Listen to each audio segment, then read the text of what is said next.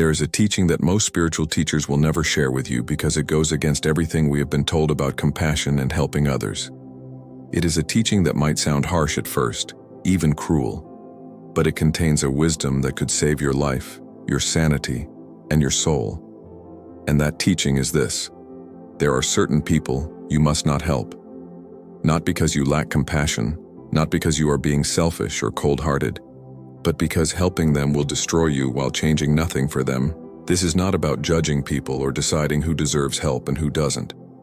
This is about recognizing certain patterns, certain energetic signatures, certain ways of being that are fundamentally incompatible with genuine transformation. These are people who have turned their suffering into their identity, their problems into their power, their victimhood into their vocation. And if you try to help them, if you extend your energy and resources and love toward them, they will drain you dry and remain exactly where they are. Let me be clear about something from the very beginning. I am not talking about people who are genuinely struggling, who are doing their best with limited resources and awareness, who are caught in difficult circumstances beyond their control. I am talking about something else entirely. I am talking about people who have made a career out of being helped, who have turned receiving into an art form, who are professional victims seeking not solutions, but sympathy, not transformation, but enablers. Before we continue, if this teaching is challenging something in you, if it is making you uncomfortable or curious or relieved, leave your like on this video. Subscribe to the channel for more truths that most won't speak. And in the comments, tell me, have you encountered these types of people? Have you exhausted yourself trying to help someone who never changed? Share your story. Now, let me tell you about the 6 dangerous types you must learn to recognize and walk away from. The first dangerous person you must not help is the eternal victim. This is someone who has built their entire identity around being wronged, being hurt, being damaged by life. Every conversation with them is a catalog of grievances. Every interaction is an opportunity to recount their suffering. They have a story, and that story never changes. It is always about how others have failed them, betrayed them, hurt them, abandoned them. And here is the crucial thing: they are deeply invested in this story remaining true. When you try to help the eternal victim, when you offer solutions or resources or different perspectives, they will reject everything you offer. Not overtly, not with obvious hostility, but with a yes, but. Yes, but that won't work for me because. Yes, but you don't understand my situation. Yes, but I tried that before and it failed. Yes, but my circumstances are different. They have a counter-argument for every solution, a reason why every possibility won't work, an explanation for why they are uniquely unable to change. And this is not because they are genuinely stuck. This is because being stuck is their identity. Being the victim is their power. It is how they get attention, sympathy, energy from others. It is how they avoid the terrifying responsibility of actually changing their life. Because if they were to heal, if they were to transform, if they were to move beyond their victim story, who would they be? What would they talk about? How would they connect with others? The victim identity has become so central to their sense of self that healing would feel like death. When you try to help such a person, you become part of their drama. You become another character in their victim narrative, another person who either fails them or whom they will eventually turn against. Because the eternal victim needs people to fail them. It confirms their story. It proves that the world is against them, that no one really understands, that they are right to remain stuck. Your help does not liberate them. It feeds their pattern. And in the process, it depletes you. The second dangerous person you must not help is the energy vampire. This is someone who has learned, consciously or unconsciously, to survive by draining the life force from others. They are always in crisis, always in need, always requiring immediate attention and support. And they have a sixth sense for finding people who are empathetic, compassionate, who have healthy energy and resources. They are drawn to your light like moths to flame, and their unconscious intention is to drain that light until you are as depleted as they are. The energy vampire operates through emergency. Everything is urgent. Everything is a crisis. Everything requires your immediate attention and response.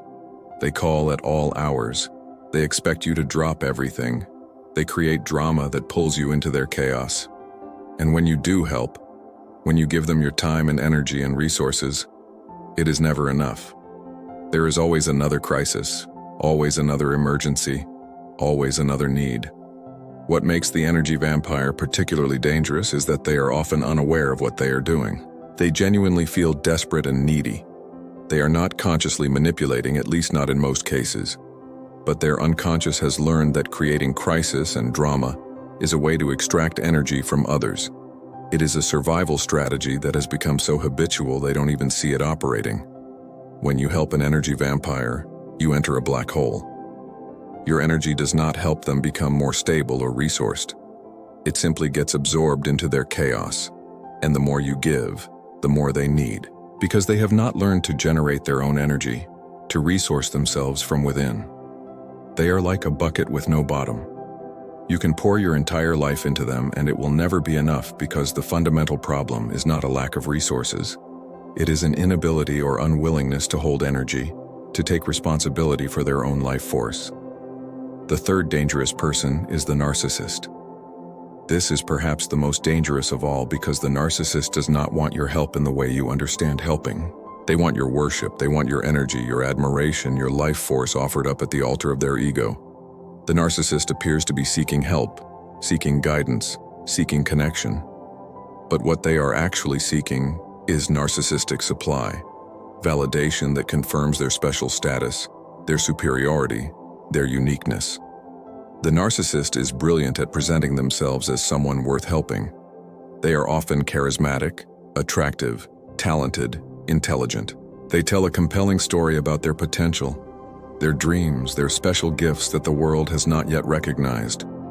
And they position you as the person who can help them achieve this potential, who can recognize their specialness, who can give them what they need to finally shine. But here is the trap. The narcissist does not actually want to change or grow or transform. They want an audience. They want someone to reflect back their grandiose self-image. And any help you offer will be reinterpreted to serve their narrative. If your help succeeds, it is because of their innate superiority. If it fails, it is because you failed them, because you were not good enough, because you did not understand their unique genius. Trying to help a narcissist is like trying to fill a cup that has no interior. Everything you pour in simply flows around the outside and disappears. Nothing is actually received. Nothing is integrated. Nothing transforms them. And when you are no longer useful, when you can no longer provide the reflection and validation they need, you will be discarded without a second thought. The narcissist does not see you as a person. You are a function, a mirror, a source of supply. And when you stop functioning in that role, you become invisible to them. The fourth dangerous person is the perpetual blamer. This person has perfected the art of making everything someone else's fault. They are never responsible for their circumstances, their choices, their consequences. There is always someone or something to blame. The system, their parents, their ex-partner, their boss, society, the economy, their genetics, their trauma. They have an external attribution for every problem in their life. The perpetual blamer is dangerous to help because they are fundamentally unwilling to take responsibility. And without responsibility, there can be no change. You can offer them every resource, every opportunity, every bit of wisdom you possess, and it will make no difference because they are not operating from a place of self-agency. They are operating from a place of powerlessness that paradoxically gives them a kind of power, the power of being blameless. When you try to help the perpetual blamer, you inevitably become part of the problem. At first, you may be idealized as the savior, the one who finally understands, the one who can fix things. But eventually, when your help does not magically transform their life without them having to change anything about themselves, you will be blamed too. You will join the long list of people who failed them, who let them down, who did not do enough. The perpetual blamer is particularly exhausting because they have an answer for everything. Every suggestion you make will be met with a reason why it is not their fault that it won't work. Every accountability you try to introduce will be deflected back onto external circumstances. They are masters of the victim mentality, and your help simply becomes another chapter in their narrative of how the world is against them. The fifth dangerous person is the false seeker. This is someone who appears to be deeply committed to growth, transformation, healing. They read all the books, they attend all the workshops, they know all the language. They can talk about chakras and shadow work and inner child healing and quantum consciousness. They present themselves as serious spiritual seekers, people who are really doing the work. But here is the truth. The false seeker is collecting information, not transforming. They are accumulating teachings like trophies, not integrating wisdom. They are addicted to the seeking itself, to the identity of being a seeker, but they are terrified of actually finding. Because finding means the seeking ends. Finding means they have to actually embody what they have learned. Finding means they have to stop talking about transformation and actually transform. The false seeker is dangerous to help because they will take everything you offer and turn it into more content for their seeking addiction. They will learn your teaching, add it to their collection, talk about it at parties, post about it online, but they will not actually apply it. They will not let it change them, and they will keep coming back for more, always hungry for the next technique, the next insight, the next teacher, because the seeking itself has become their way of avoiding the very transformation they claim to desire. When you try to help a false seeker, you become another stop on their spiritual shopping tour. They will be enthusiastic students for a while, taking notes, asking questions, appearing deeply engaged. But then they will move on to the next teacher, the next modality, the next system, and nothing will fundamentally change in their life because the seeking is not about finding. It is about avoiding. It is about maintaining a spiritual identity while never having to face the difficult, unglamorous work of actual transformation. The sixth dangerous person is the entitled taker. This is someone who has confused receiving with deserving, who believes the world owes them something, who expects others to give without them having to offer anything in return.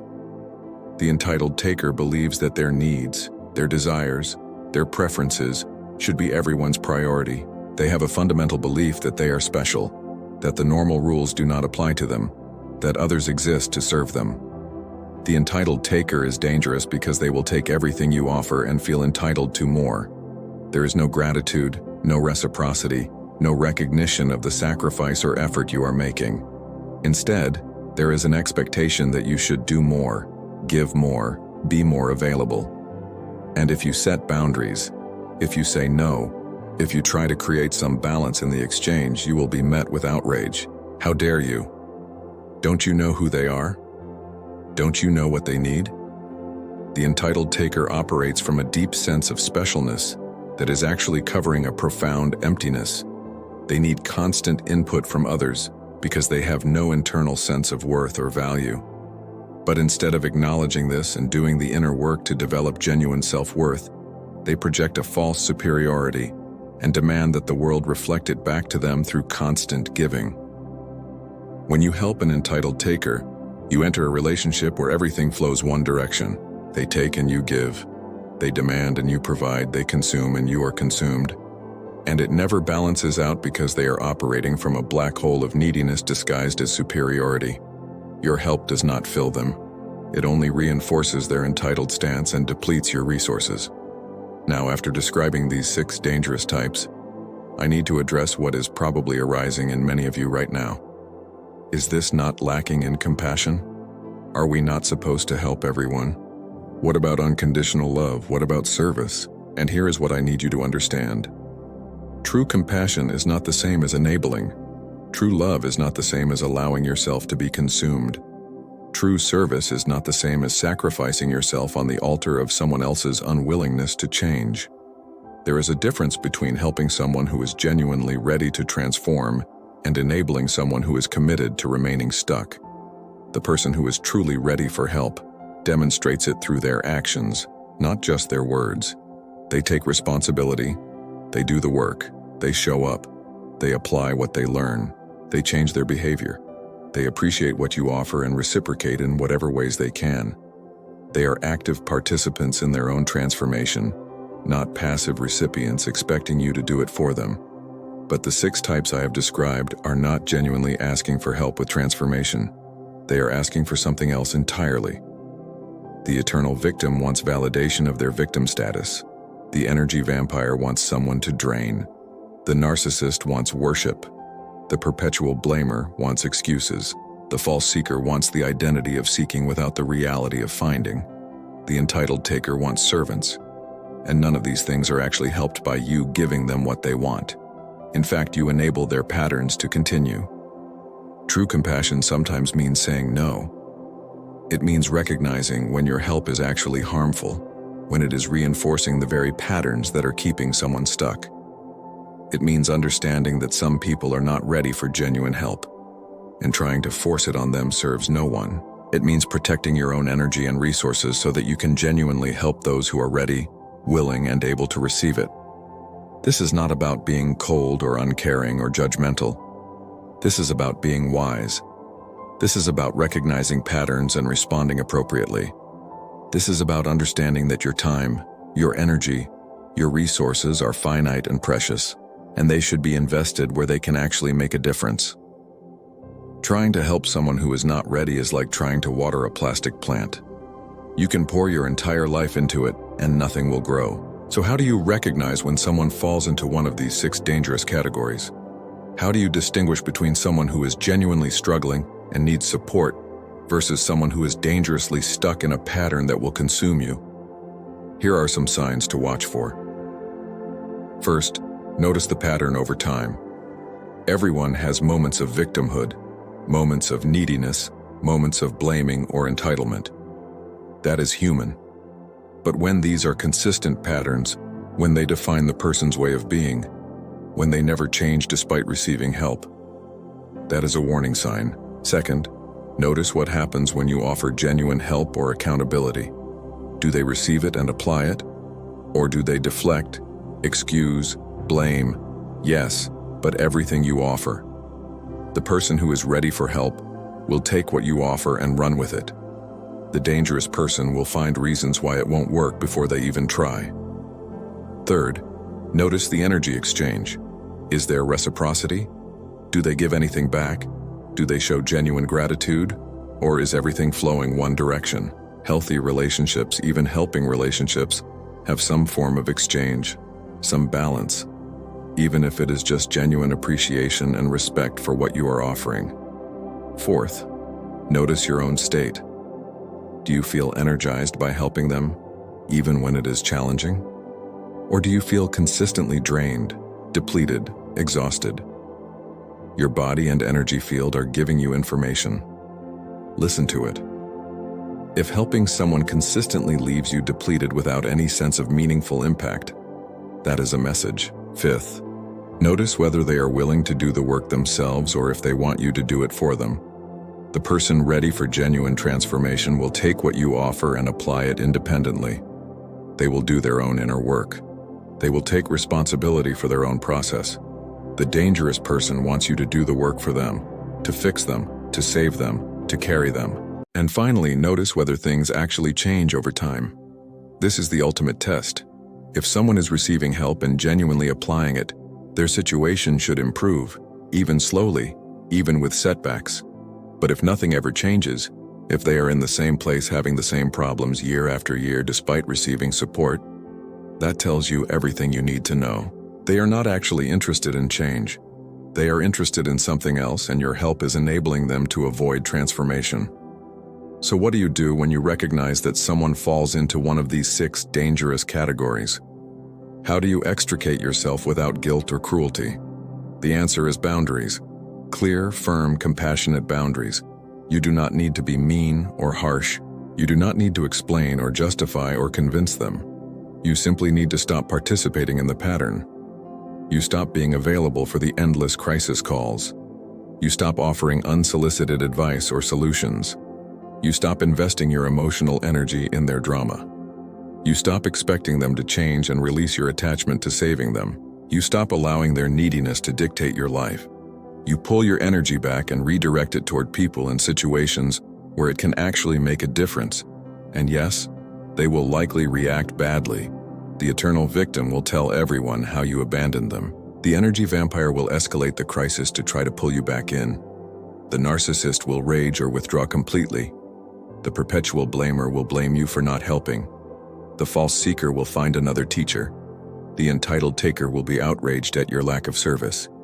But none of this is your responsibility. Their reaction is their pattern playing out, and you do not have to participate in it anymore. This is perhaps one of the most difficult but necessary lessons on the spiritual path. You cannot help everyone. You should not help everyone. Some people are simply not ready, and trying to force help on them damages both you and them. Your compassion is a limited resource. Your energy is finite, your life is precious, and you have a responsibility to use these resources wisely, to invest them where they can bear fruit, where they can create genuine transformation.